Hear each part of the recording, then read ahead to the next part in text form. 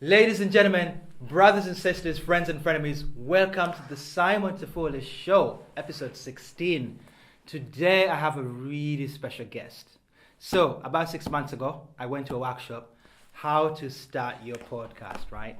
And I attended the workshop, and lo and behold, It happened. It happened. So, 3 months in, I literally feel like a student that is meeting that old school teacher. I'm getting judged. Old school teacher. Oh, no. Wow. That former teacher, right? So, I mean, we have so many things to talk about. Yeah. Corrie, welcome to the show. Thank you. What an introduction. Thank you so much for taking time out of your busy schedule, because I know you're super busy. Oh, You're like a superwoman taking over the world. You're doing all these amazing things. So, just thought, interview you, get to know more about you, find out what inspired you to start and how you've got to where you are today. Yeah. So let's talk about a bit about your background. So where were you born? Where did you grow up? So I was born in Hammersmith and grew up in Chiswick. I lived there till I was 11. Wow. And then we moved to Twickenham, which I don't know if you know, it's still southwest London, but one of those areas where you're like, Twickenham, the rugby ground and all that. Yeah, that's why I know stadium. it for. Yeah, that's why most people know it for. Yeah. That was based just so I could go to a better secondary school and then lived there until I went to uni, and I went to uni in Southampton. Oh, cool. So you're proper Londoner. Yeah, always southwest London and just got progressively more southwest and then went fully south to Southampton. Oh, wow, okay. What did you study at Southampton Uni? I studied English. Okay. So why? I'd always wanted to study English. Okay. I think I always used to want to be an author or do some kind of writing. Amazing. And I didn't have a specific career path that I wanted to take. And English, I think, is one of those degrees where you can do anything. Yeah, I mean, it doesn't open any specific doors, but it doesn't close that many either. Absolutely, so I think I went for that in a vague way. Yeah. Do you feel like that's helped you along your journey? I think it has, in the sense that a lot of what I do with writing copy for social media, you obviously need to be able to write very well. But the degree in itself did not, because it wasn't a business degree, and even some business degrees I've heard do not equip you that well for running a business. The reason I ask you about this is because lots of people that have startups or businesses, right? They go to uni, they do something completely different. It has nothing to do with what they did. So it's always interesting, because the reason I do this show is to inspire listeners to pursue their own entrepreneurial, personal development and growth journeys. So that's really interesting. Actually, speaking of writing copy, one of the things we've been learning along this journey, it's a learning process, right? We've learned a lot, haven't we, Mouse, my producer? Is that you need, I think we had Gary Vee say that you need 3 specific people to execute voice and audio stuff really well. Social in general, right? So you need a copywriter, right? Someone's really good at writing copy. I didn't even know what that was, right? And then you need obviously the videographer and the record, the post production, and then you need someone that does the distribution. But copy is so important.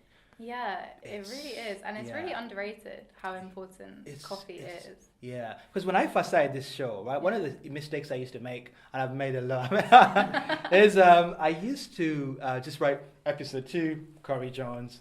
That's it. Yeah. And you have to learn how to write enticing titles to draw people in, so that almost clickbaity. I don't really want to use that, but almost it's something that's exciting. Because good copy is the difference between someone clicking through and being interested or someone just scrolling on past because they don't care. Yeah, and if you have any tips on that, actually, I'd love to tap into that, because that's something I'm trying to figure out as I go along. Because now I kind of write a bit more interesting-ish, types. So, all right, cool. And then you finish uni. What happens then? What do you do then? So I applied for a job working at that university. Oh, wow. Actually, a marketing assistant job. Oh, that's really cool. In one of the departments? Or? Yeah, so they had a marketing communications department that would work on student recruitment. So basically, I was a student there for 3 years, so I was like, I kind of know the target audience. Exactly. Right. I could do that. And so I applied for that job and got it and started... I literally finished uni, went on holiday for a week, and then started my job at the uni the week after. Amazing. So I had to take a day's annual leave to go to my graduation ceremony for that uni. I was like, just give me the day off. I know, really? Please. Oh, come on. It was on the same campus and everything. But, and then 6 weeks into that job, their official social media person left. And I think they literally just looked around and thought, she looks young. she must know, right? she must know Facebook and Twitter. Yeah. So they gave me these channels to manage, which were actually really large. They had like 60, 70,000 students on there. Uni channels are massive. I didn't realize. Yeah. And so I was writing copy, doing all the posts, finding images for these big channels, and just kind of learn from there, really. And then when they were officially hiring for that social media position, I went for that and got that job. So amazing. Wow. Moved up from the assistant role. How long did you do that role for? I was there in both those roles for, I think, just over a year. Okay. And then I always wanted to move back to London. That was when I first graduated uni. My plan was to move back up to London, but I got distracted with that other role for a year. So then I saw a role come up at Kingston University in southwest London, managing their social media. So I went for that and did that role for a year to the day exactly. Wow. And then started my business. Amazing. So tell us about, what is your business? What do you do? Yeah, so I run a social media agency based here in London, and we work with our clients, businesses, to manage and grow their social media through content, strategy, and training. Amazing. That's incredible. So, like, we were speaking earlier off camera, right? Like, there's so many social media consultants, right? Yeah. Like, every Tom, Dick, and Harry, every Ade, Ayo, and Babatunde, every Raj Singh and Kuma is a free paid social media strategist. It's like it's kind of like branding people. They're everywhere, right? Yeah. Like, everyone's a branding and marketing expert. Yeah. So, how have you kind of positioned yourself to separate yourself from the crowd, obviously? Yeah, completely. I think there's so many people out there because it's in terms of starting up a business, it's very low barrier to entry. All you really need is yourself and your laptop, which most people have, and some kind of knowledge of setting up a social media page and managing it. But the way that we've really differentiated and the way that I would say we're different from a social media consultant you might get on people per hour is the kind of higher level strategic thinking around managing that person's social media. So rather than just looking at the channels in isolation and doing kind of a half-assed job of that, we will always meet with the client, really become more of a part of their business and understand what is the overall business goal, what is the marketing plan, and how does social media fit into that, so that all of the social media activity is actually very plugged in to what they want to achieve as a business overall. Wow, that's pretty cool. Yeah, because one of the biggest challenges for organizations is that they don't necessarily have, a lot of the times, don't have the expertise internally. Yeah. And, and again, there's also this danger, because some of them are a bit wary of getting somebody in from the outside, because they feel like, that person doesn't really understand them and their values and their, and everything they're all about. So it's kind of like, and I think one of the questions I really wanted to ask you about is, how do you prove ROI for social media? Yeah. This is one of the challenges we're having, right? Like return on investment, because, the grey suits, in the corporate world, when you're trying to pitch to them some of these services, they're like, but okay, where does that, how does it pay back? Yeah, I think it depends on the type of social media you're doing, right? So with paid advertising, it's very easy for us to say, okay, there was an uplift here of 200% in terms of people coming through to your website, people buying, and you can use tracking and Google Analytics and things like that. When the goal is more brand awareness, or this like classic term, everyone's like, oh, let's increase brand awareness. What does that actually mean? Then you have to look more at things like likes and engagement rates. And you can see overall if there's been an uplift in sales, or customer service has sped up, or they're getting good responses back from people. And it's about kind of seeing what the importance of social media is in that business and trusting that it's doing its job, and constantly looking at the data to check that it's working hard enough for what you wanted to achieve. Amazing. The other thing I wanted to ask you about, in terms of social media, have you done any work with any influencers? Do you do some? I've done some work with influencers. What is your opinion on it? Because obviously it's very controversial right now. It's Fire super Festival. controversial. Oh my gosh. Fire Festival. Someone sent me the pitch deck, actually. Oh yeah, it's online. It looks amazing. It looks so good. I'm like, I can see why he got that investment. And controversial as that was, he's obviously in some ways a very accomplished copywriter, that's for sure. Copywriter. he's good at marketing. He's very good. I mean, obviously, like, massive cons to that whole thing. Influencer marketing it's a really interesting space. I think it can work incredibly well, but it can go the other end and go very badly. I think ultimately it's about picking an influencer that is a very authentic fit with your business, and making sure that their audience is very aligned with the people that you want to be speaking to, and that it will actually benefit your business. And again, making sure you've got something implemented with them where you can track ROI. So maybe they use a discount code, maybe they post a link and you can track that link. You know, you look at how many extra followers you gained that day that they posted, just something where you can know that was worth it, and you're not just funneling money into nothing. Yeah, absolutely. So I'm sure you talk to lots of people that are just kind of getting into social media for the first time, or kind of just trying to figure out things. What would you say is the best channel? Obviously it depends, right? But you know, what is the most kind of the most attractive channel right now for somebody that's just starting out to jump onto in terms of social media? Yeah, I would say the most kind of fail-safe channel for most businesses that would get the most engagement would be Instagram. Oh, okay. Because it's like an amalgamation of lots of other channels. Like they've stolen bits from Snapchat with stories, they've taken bits from YouTube with IGTV. They're obviously owned by Facebook, so there's lots of attention being put on them by the Facebook team. So I think it's a good one to get high engagement very quickly, and probably the easiest one to get followers, I would say. Whereas something like Twitter, if you're just starting, it's much harder to get traction. What is your opinion on LinkedIn? I'm keen to understand what you think. I think LinkedIn has really changed in terms of the content people will put on there.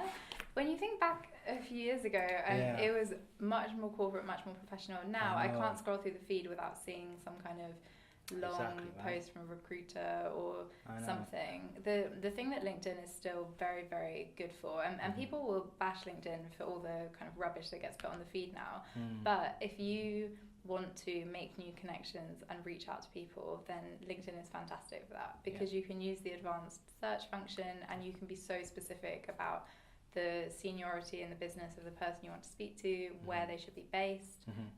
You know, being able to see all the employees of a company and then reach out to them and message them is still super useful, and you wouldn't get that on another social channel. So that's what LinkedIn is good for.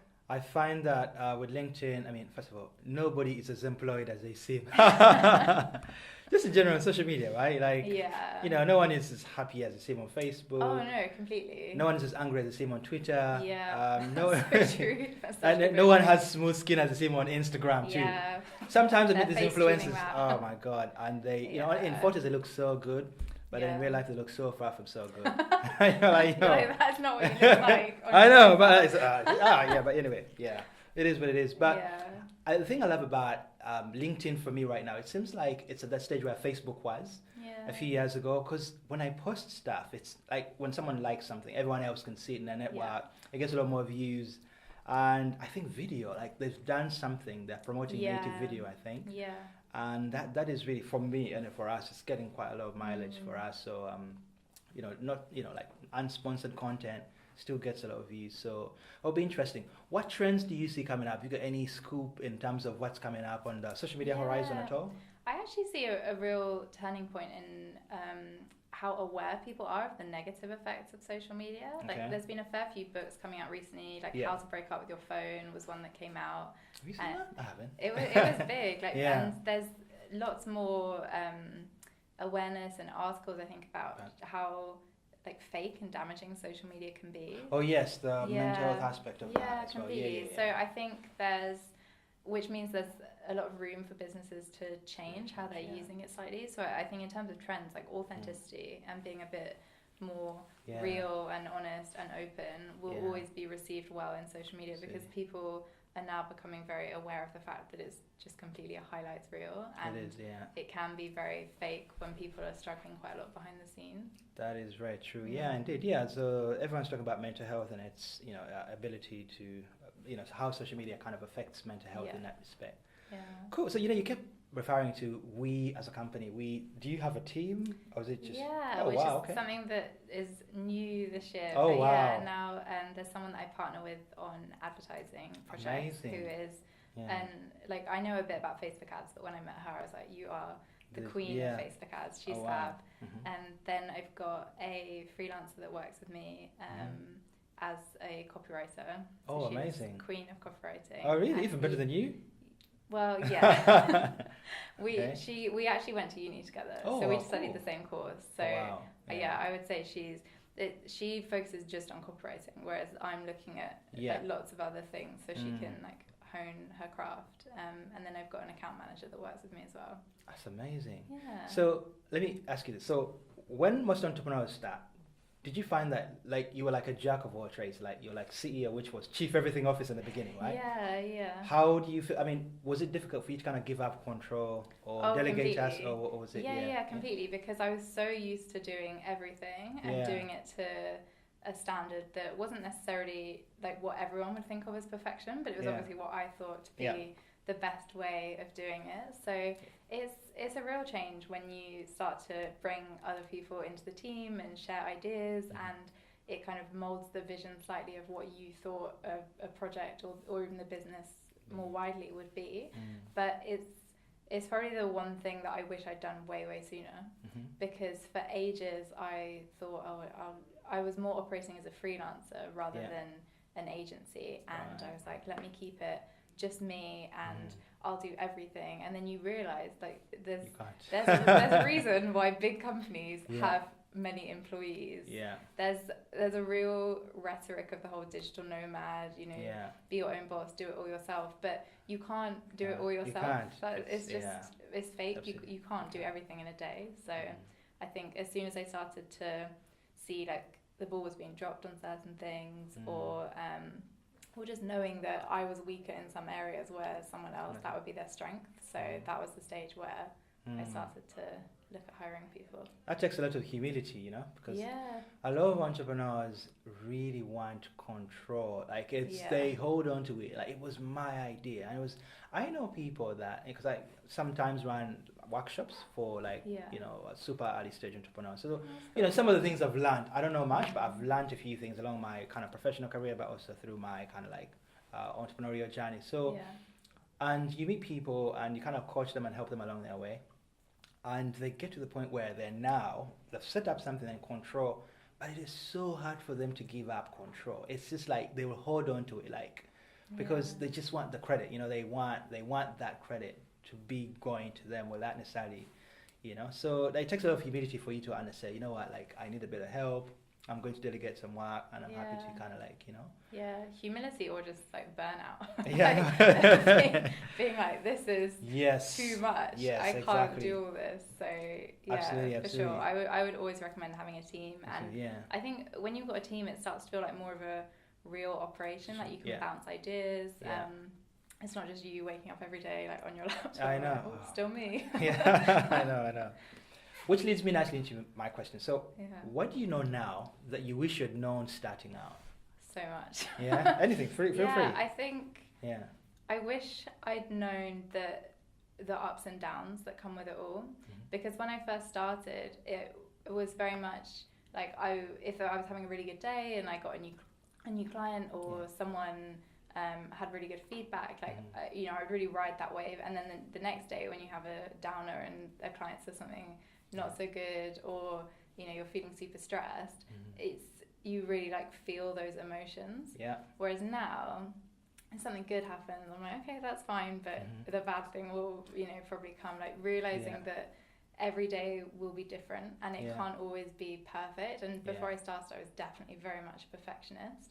And then I quite quickly realized like this can't be perfect. Sometimes it just needs to be done or making progress. And you can't grow a business to the size that I envisage in my head and make sure that every single thing is completely 100% perfect along the way. That is true, yeah. Anything else that you've learned along the way? I think being very aware of the people who are around you is what I would say, because it's very important for you to have meetings or have conversations with people who have very similar energy to you. When it's you and your business, and the success of that, especially at the start, rides a lot on the positivity and the drive that you bring into that day. If you've had a negative conversation with someone the day before who, even if they said something small, like, you know, you shared an idea with them for your business and they were like, oh, how are you going to achieve that? Like there's instantly like a nagging doubt in your head, like, can I achieve that? So you need to spend time with people that, you know, you're not the smartest one in that room, and you'll share an idea with them and they're like, oh, that's cool, but I did that last year, you know, and you're trying to raise your game to keep up with them rather than spending time with people that are a bit more negative. Absolutely. Have you had support from like family and friends in the beginning? Like, because it's really hard, right? Yeah. Do you have any family members who are entrepreneurs or friends? My godmother, she has a PR business. Oh, okay. But I didn't really clock on to the fact that her business was like in a fairly similar area of mine until after I'd started, and I was like, oh, maybe that subtly influenced me. Yeah. But no, probably the main person is my boyfriend. Okay. He's been running businesses since he was 16. Oh wow. So he, I think, was the first one that when I wanted to leave my old job, he was like, you know, you could do this full time as a business, and he introduced me to my first 2 clients, and that majorly helped get the ball rolling for sure. That's incredible, because one of the biggest challenges is that when you're starting out, like, nobody cares. Like, you'd be surprised. A lot of no people. one really understands what you're doing either. And especially with social media, I can imagine, right? Yeah, people are like, go get a real job, right? Yeah, is that like a real if you're job? on your laptop or you're on your phone doing something, they don't see it as real. But when I left my old job, I remember saying to someone, I was like, oh, I'll do it for a year, and if it doesn't work out, then, you know, I'll be 24, because I was 23 when I started. I was like, I'll be 24, and I'll just say I went traveling, or I tried running a business, and I'll get another job. And everyone at my old job was like, oh, that's so brave. But it was brave, like, brave. Like, they were really saying, like, that's a bit stupid. And I think you need to, like, drown out those voices to a certain extent and just keep focusing on what you want to do with it. And it's amazing when you've got the support of friends and family, but not everyone will be completely supportive, or maybe they're supportive in different ways to how some people might be supportive. Like, it's one thing for someone to say, oh, you know, well done, it looks like it's all going well, but it's a different level of support if someone's introducing you to clients, or sending you book recommendations, or articles you might like, or events you might want to go to. So there's different levels of support within that as well, for sure. Absolutely, that's incredible. Yeah, I mean, one of the biggest challenges I had was that, you know, a lot of friends, or some friends, and even family, right? It's like, when it came down, you know, they're still friends, but, like, you know, now it's different. Because, like, you know, you'd be surprised, like, going back to the thing you were saying about how, like, someone says something negative, and it changes it. And you really have to drown out a lot of these voices, because it can really, like, derail. You really have to think twice.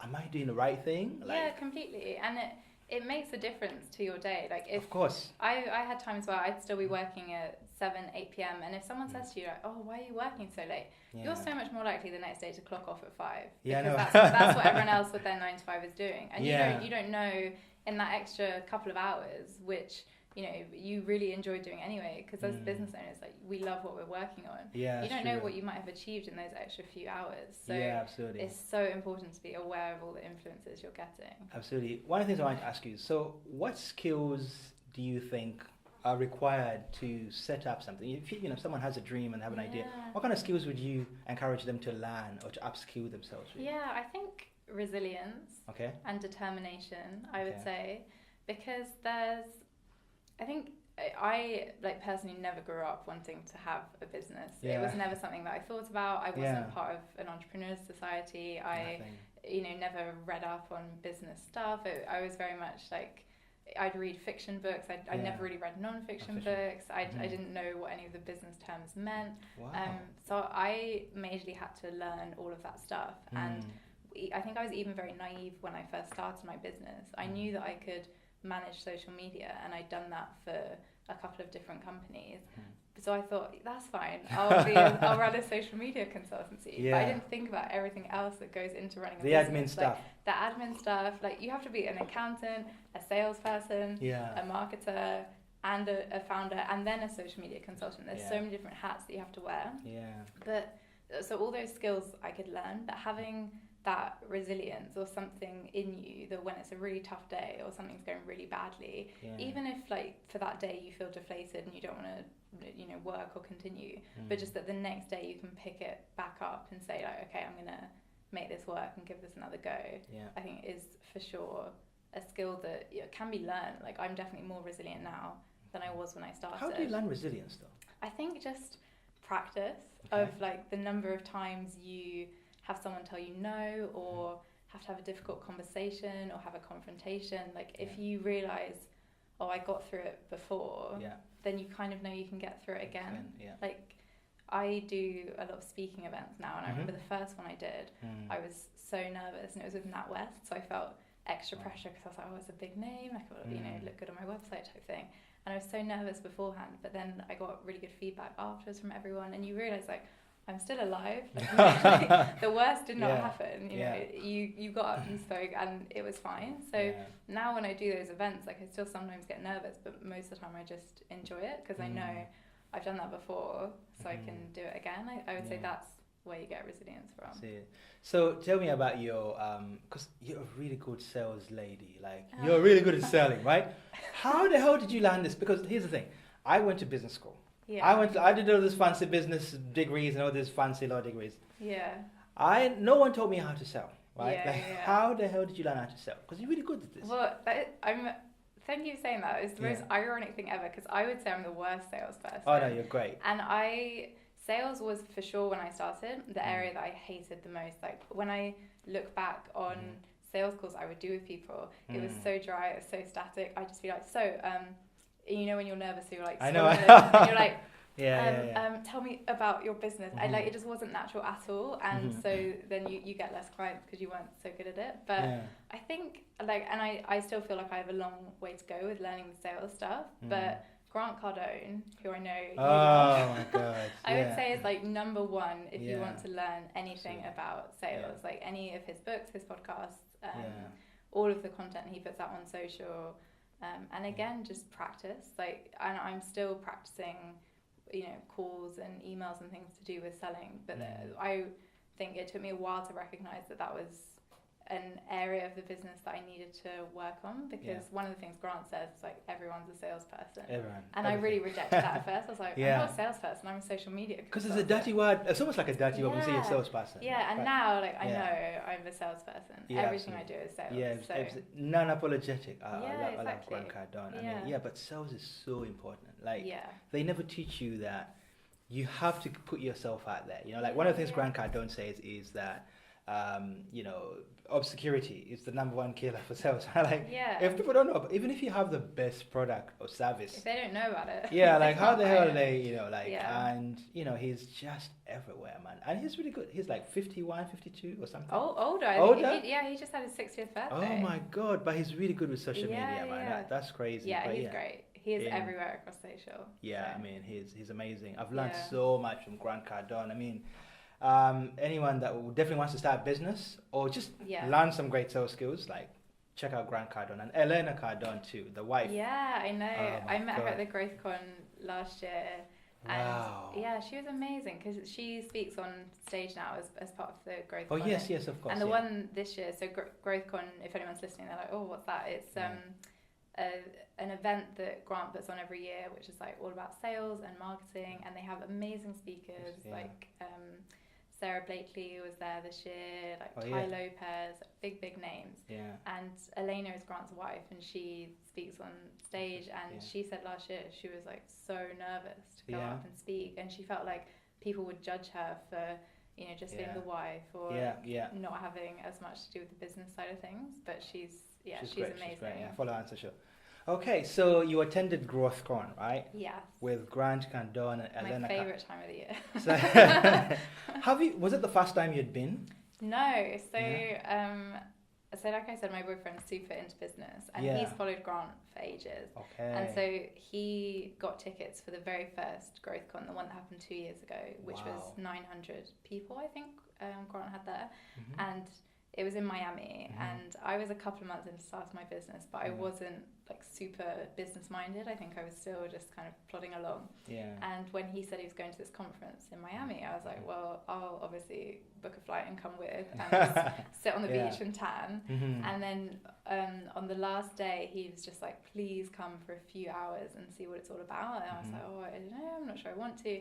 And I went in. And I just remember thinking, this is a cult.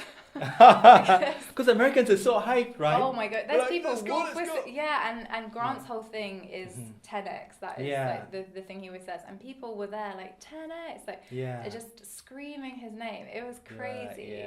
But I listened for a few hours and I was like, okay, he has some good things to say. It was very compelling. And then we went back the year after, which was... I think 9,000 people, and then this year this one was 35,000. So like less than 2 years after doing his first event, he's more than. He really lives the TEDx kind of like lifestyle and philosophy. Completely, yeah. It's incredible. So anything you've learned from him and Elena, his wife? Yeah, loads. I think just going to their events is really reassuring to see that there's other people around you that think the same way you do, especially because they're held in America where they're very business minded, very like keen on investing money in their business to better how the business is going. They're very work orientated. So it's always helpful to be around those people. Like that's just one of the things I've learned, that there's so many other people that also think the same way. But more like specifically, I just always find myself saying things I've heard Grant say. Like what? Like you know, like everyone is a salesperson, or life is a commission. Life is a commission. Like pay the price today so you can pay any price tomorrow. Like all these all these different sayings that it's useful that they just go round and round in your head, and you can like take from it what you want to, and everything's kind of relevant at different times. He's very honest and direct about business, which I think is useful, because a lot of people will tell you like the glamour of how it is now with them when they've made it, but he is very honest about the struggles and everything that he had before.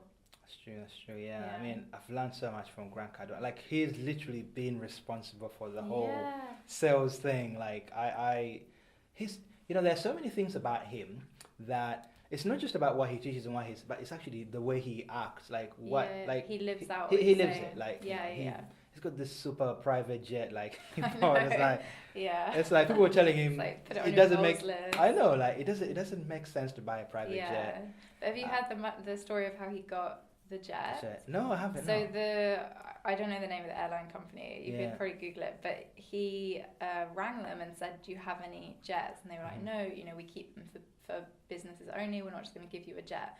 So he asked his accounts team to wire the money to that jet company. So he just paid in advance, like billions. And they called him back and were like, "We can find you a jet." So that's incredible. It's bold, but it got him the jet. But that's the thing I like about Americans. They're very bold. They're very... You know, because the whole entrepreneurship thing is part of their culture. Right? And I think it's very competitive over there as well with sports and everything to do with like their university system. It's very different to how ours is done, for sure. That's true. Because one of the things I discovered about the entrepreneurial culture within the UK, I mean, it's not necessarily that it's new, but there's almost a culture thing. People are not... Like, you know, maybe recently because of The Apprentice, shows like The Apprentice, and people are embracing it a lot more, but like there's still this kind of like reservedness about approaching entrepreneurship and going into it, and it's like, you know, it's a real career choice, but I guess a lot of people, I don't know, I mean, you know, what do you think? Yeah, completely. It's something that I never considered. I don't ever really remember it being presented as an option. Like when I was at college, it was always, well, which uni are you applying to? And then when you leave uni, it's like, well, which job have you got?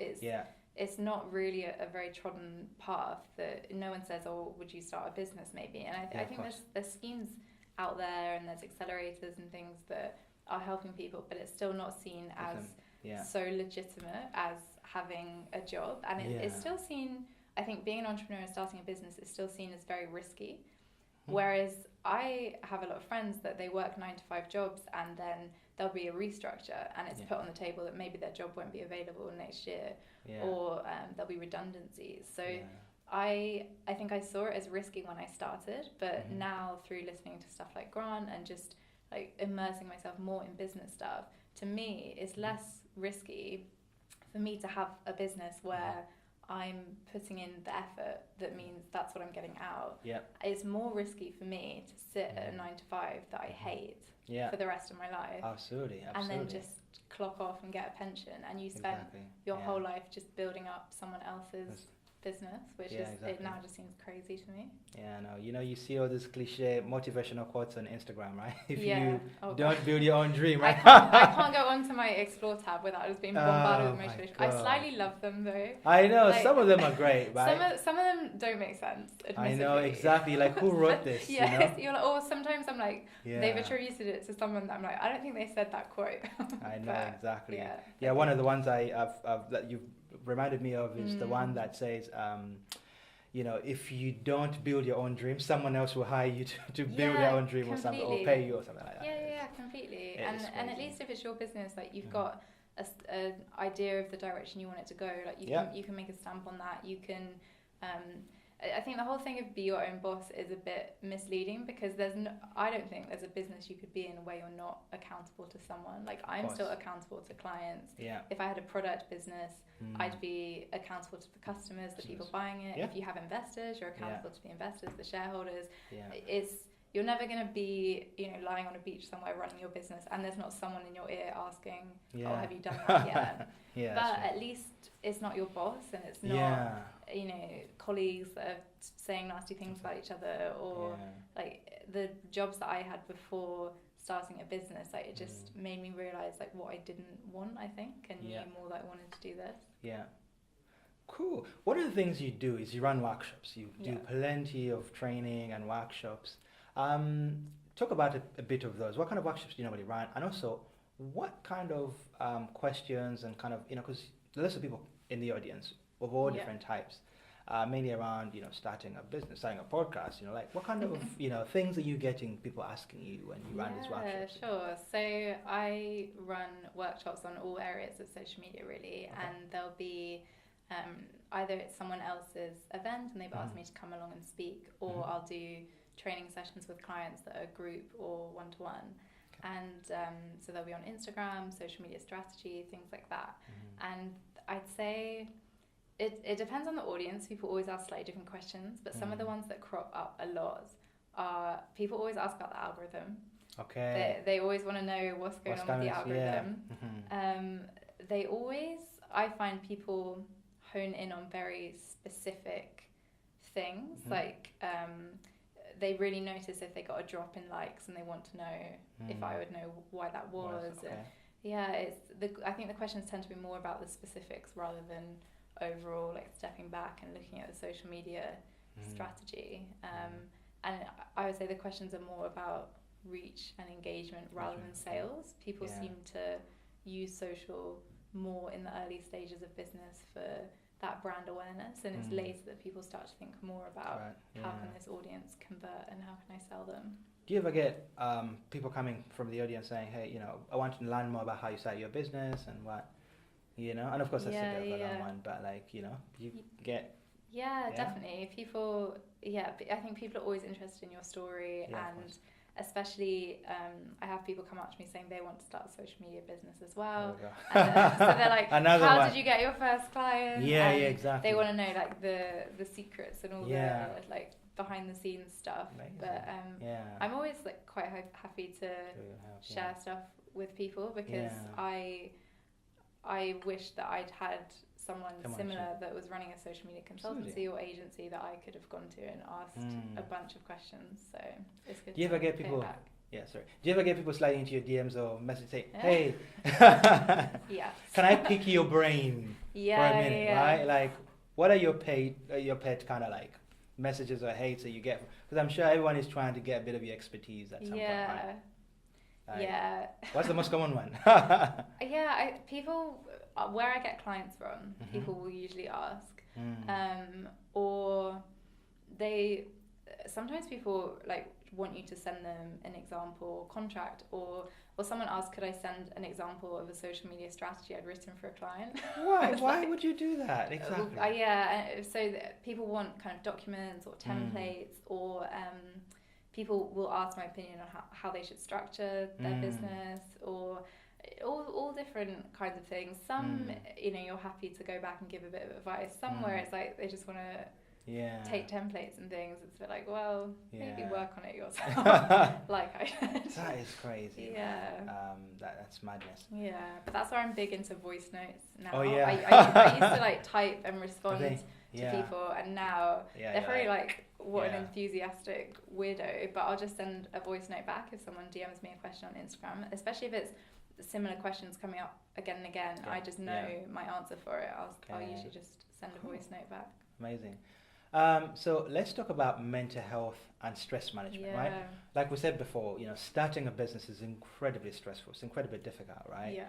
How do you manage your stress levels? How do you manage, what's your self-care? What's the approach to self-care that you take for yourself? And has it changed when you first started to now? It's definitely changed. I think it's especially an important one for something like social media, which is always on, technically. Like it is quite 24/7, and you have to be very careful about, if you're in a client-facing business, like the boundaries that you set with people. Because I remember clients from when I first started, and I wasn't as good at setting those boundaries or getting like as detailed in my contracts.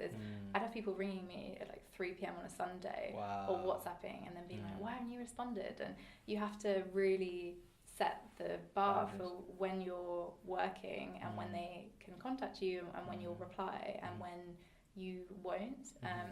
I think one of the things that I've got better at in terms of de-stressing is like knowing when I need to switch off, because when I first started, there's different types of stresses. Like now I'm more stressed out with probably bigger problems, like hiring the right people, having that team culture.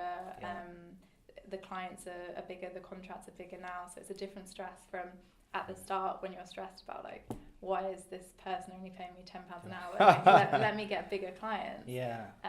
So I used to, I think, work a lot longer, but not really work as smart, like because it takes you longer to do things at the start. Yeah, of course. And if you're doing things for the first time, it seems a lot more stressful. So now it's still stressful, but I enjoy it a lot more now, I think, because I feel like I've got the hang of it slightly more than I did when I first started. When I first started, it was so stressful, and I had so many days where I was like, why have I done this? Like, let me just go back to my old job. It would be so much easier.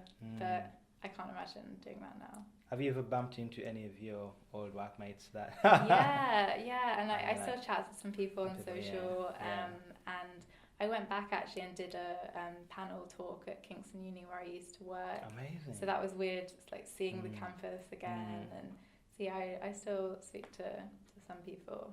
That's cool. Yeah. So somebody has a dream, they have an idea, right? They're like, I was in the shower last night, I had this fantabulous I had this fantabulous, this light bulb moment, and I've come up with this fantabulous new idea to start this thing. How do I start? Like, what advice would you give somebody that has an idea and a dream?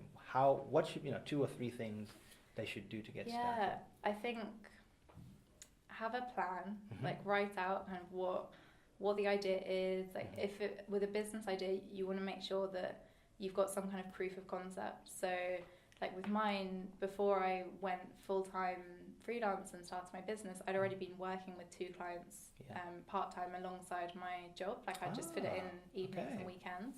So I kind of knew that there was something there that would work. I think it would be even more stressful if you had this idea and this dream business and you pour a load of time into it, but there was something at the start that you didn't quite get right or think about properly. And then I would say, like, do your research, read a bunch of books in that area, like find what makes you really passionate about that, because if you know what makes you passionate about it, then you're more likely to keep going with it.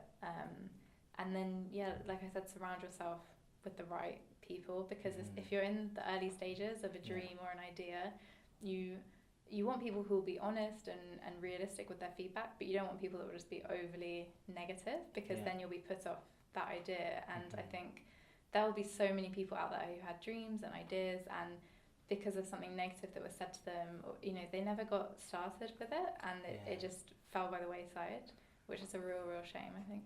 Absolutely, yeah. I mean, I really like about what you've said there about, you know, surrounding yourself with the right people, but also like, you know, doing the right research and making sure like you're an expert in that specific area or field, because people are always looking for an expert. They're always looking for somebody to sort of say to them, look, I know what to do here. Yeah. And like, you don't have to think about it. I'm taking control. Yeah, I've got exactly, this. right? Yeah. And that's the other thing, which also leads me to the next question, which is, have you faced imposter syndrome? Because in trying to be an expert for other people, I know I've struggled with it. I'm like, oh my God, like, am I, you know? Yeah. And how have you coped with it? 100%. I think it's funny with social media, there'll always be some question someone asks where you're like, oh, you know, I'd have to think about that, or I'd have to look up like the latest change. Or there's always some question someone asks at a talk where I'm just like, that is so left field. Like I would never have thought to prepare an answer for that. And there's always a moment where you could kind of like waffle your way through that. But I think there's value in realizing that it's okay to say you don't know everything. And like definitely, I think like my own personal social media contributed towards that, because when I first started my business, I'd be posting about it, and obviously you want to make it look like it's going well because you want people to recommend you to clients, so you're not going to post being like, oh, I've only got 2 clients and like I'm so stressed, I'm starving, and then that doesn't help, because then everyone comments saying, oh, you know, you're killing it, this is going so well, and that makes you feel worse because you're like, well, it's not actually going well, but you didn't give them the opportunity to know otherwise. So that's true, just opening up to people and like being honest with how it's going, and hopefully having friends that are like receptive of that and will allow you that space, I think can help with imposter syndrome. But overall, just knowing like you can't know everything in the world, and like even every year, every day, every hour, like you should be growing and learning something new. So like it's, when I first started, I would always take like feedback very personally and criticism very personally. I'd be like, oh, but you know, I'm good already, like you can't criticize me. More like a fixed mindset, but having more of a growth mindset, I think helps with imposter syndrome, because now like it is my hope that I would, in 10 years time, would look back and be like, wow, like she knew nothing like compared to what I know now. So always just thinking I don't have to know everything right now, because I'll keep growing and I'll keep learning is the best way to deal with it. Amazing. So if you care to share, like what's been your highest and lowest moment, whichever one that you feel free to share. I think highest moment probably when I did my first talk. I was really happy after that went well. The NatWest one. The NatWest one. Yeah, that was a good moment. I've had some really good client projects that I've loved working on, and like just clients that I got on very well with, and they were really happy with the work, and I loved working with them. Like that's always a high point where the project goes really well. Low points, I think probably just like days at the start where I just had no clue really what I was doing and no like path to follow, as it were. So I would just have so many days where nothing particularly happened that would make them bad, but I would be so in my own head about like, should I be doing this? Should I be doing something else? You know, what's the best way to get clients? Like, oh no, I've got a client, what do I do with that? Like so many questions and so much self-doubt. So definitely like now I feel stuff stresses you in different ways. Like, because I've done things over and over, I'm more like okay with some of the low points, because you can talk yourself out of them a bit more, and you know that things will be better tomorrow, I think. Yeah, right. Which leads me nicely to my next question. So when you have an idea, right, and you want to do something, or somebody comes up to you, you know, they have an idea, want to do something, like I on Monday mornings I do this thing called Simon T says, it's 1 minute of motivation, inspiration and encouragement to get you through it. What do you say to somebody to hype them up, or to motivate them, or to inspire them, or what do you say to yourself? Like, is there that one go-to motivational quote or phrase or thing that you continue to say to yourself, or maybe you could say to other people? Like, so I think with me, procrastination is a real issue for me sometimes, and especially when you run your own business, it's like, I could do that today, but equally I could do it tomorrow.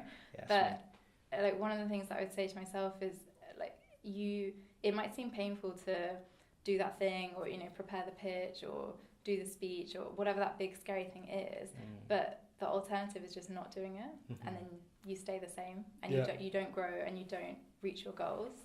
So I think my way of being motivated, and what I would say to other people, is like, you can't have these big like goals in your mind that other people would say are crazy, and then do nothing to work towards those. Like, you have to go through things that might be painful or stressful, and, you know, everything you know about as an entrepreneur to get to where you want to be.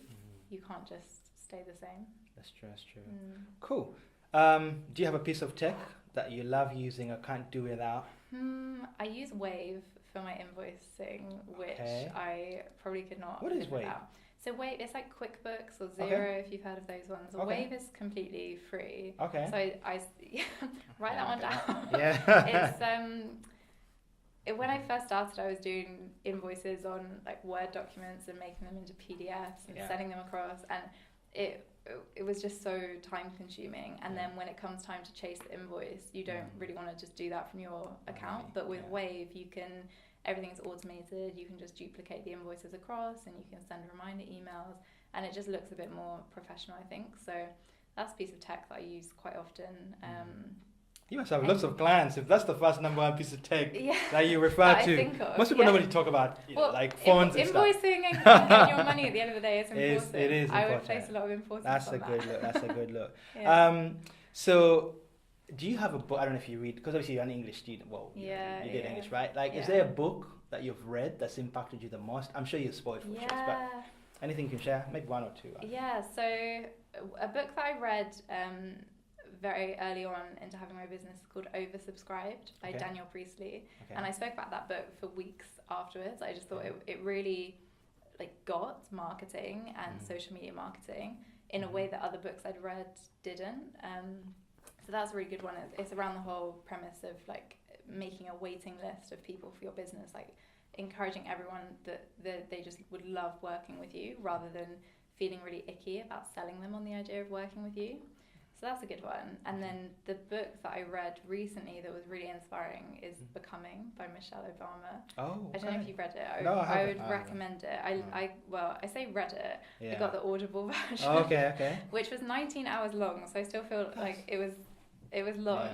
But she reads it to you, so it's just doubly inspiring having Michelle in your ear. And there was so much in there that I didn't know about her life, and so much that I hadn't come across before, and so many stories that she shares. So it was very interesting to see that journey, because most of it she just talks about her life, and then the last couple of chapters of the book is the presidency, which obviously we just see her for the presidency and being the first lady, but there's so much she did before that. Like Barack Obama was actually he came into her law firm and she was his mentor.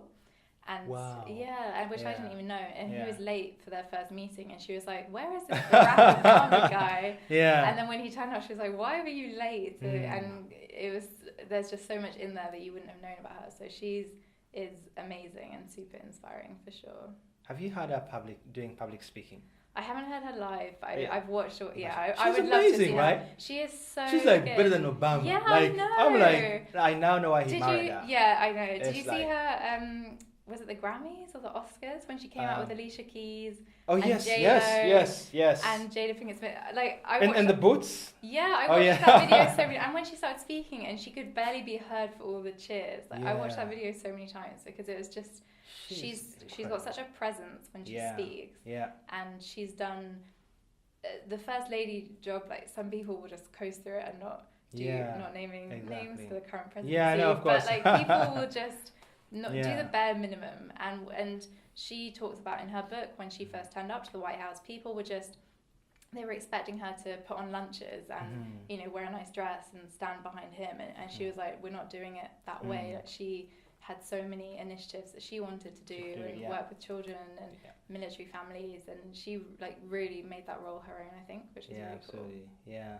Speaking of inspirational people, who is the one person or maybe a group of people that have inspired you the most in your life? I know it's a heavy question to ask, but I think business people that I look to, the founder of Glossier is Emily Weiss. She's like super cool. What is Glossier? So Glossier is, do you know, I've never even bought a single one of their products, and I don't really intend to, but I just love I love her business. It's a like makeup company, but she is massive. She started it based on a blog that she would wake up at 7 a.m. to write before her job. I know who she is. I've listened to her. And she was like she's done the largest funding round in Silicon Valley, I think.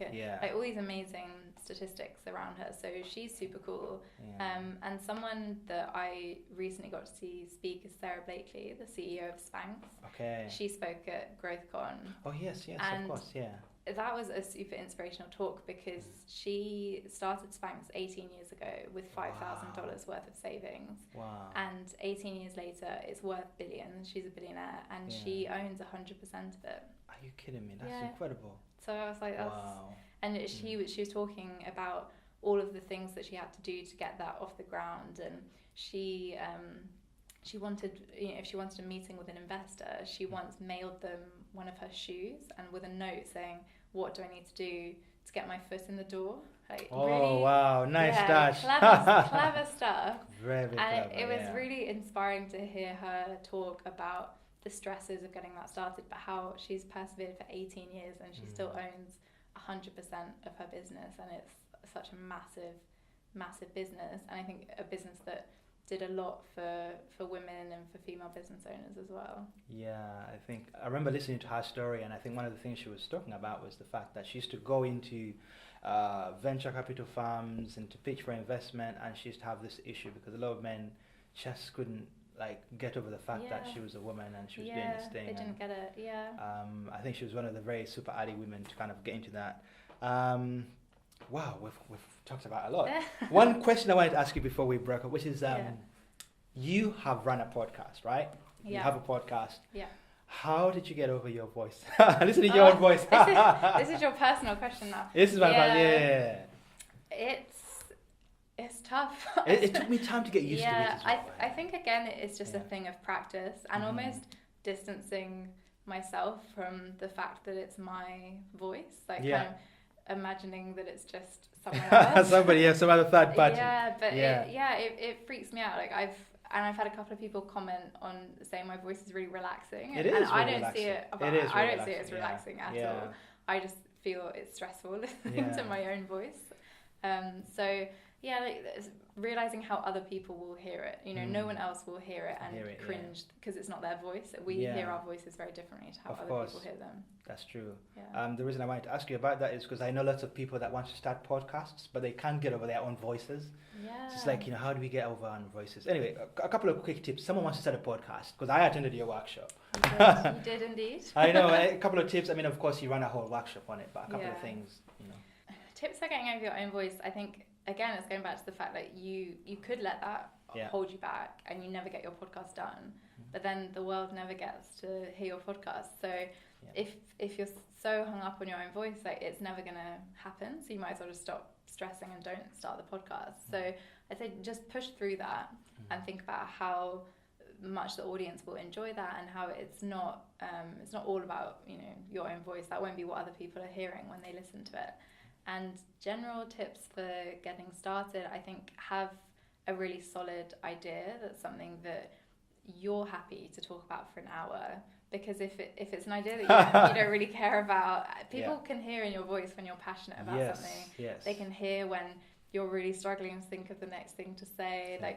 And one of the things that I would say is a good way to determine that idea is think when you're with your friends, what is something that you could just talk about for ages and ages and ages? And when I was thinking about my podcast, I will always get sucked into conversations around feminism or women in business or the lack of representation of that. So when I was thinking of the podcast idea, I was like, well, self-made women makes a lot of sense because I think there's a lot of room for there to be interviews with people whose voices you might not otherwise hear, or they might not be so likely to put themselves forward for something. So yeah, just think like if you're, you know, out having drinks with people or out at dinner, like what is the topic of conversation that always gets you really fired up, and what's something that would interest other people, because that intersection is probably where there's a gem of a podcast idea. Podcasting, because it's obviously crowded space, but anyway, so finally, as a previous student of yours, grade me. How am I doing? How badly or poorly am I doing? You have done fantastically. Thank you so much. well. You're not just saying that because you're here, right? I'm not just saying that because there's cameras and audio. Thank you, I'm not just so saying much. that. I would say that off camera. Man, I really appreciate your time. Thank you so much for being on the show. Me. Thank you for being inspiring other entrepreneurs and creatives. And thank you for being able to respond to some of the questions. I always reach out to you and ask you a few questions here and there, and sharing the gems and the things that you've learned. And like I look forward to having you back on the show when we're much bigger, or even being on your show. Because obviously the last podcast you had was what you have is, you know, self-made women. Yeah. And of course I don't exactly qualify to be on that show, but I'd love I'll have to start another one just for you to be on it. Well, yeah, exactly. So I'd love to have you on again, and of course if you have another podcast, I'd be honored to come on, and that would be great. If you know, obviously it's the right match, but yeah, thank you so much. Honestly, thanks for having me. It's been really fun. Yes, it's been great, man. And hopefully we'll catch up soon. Yeah, for sure. Hope everyone enjoyed. That's it really.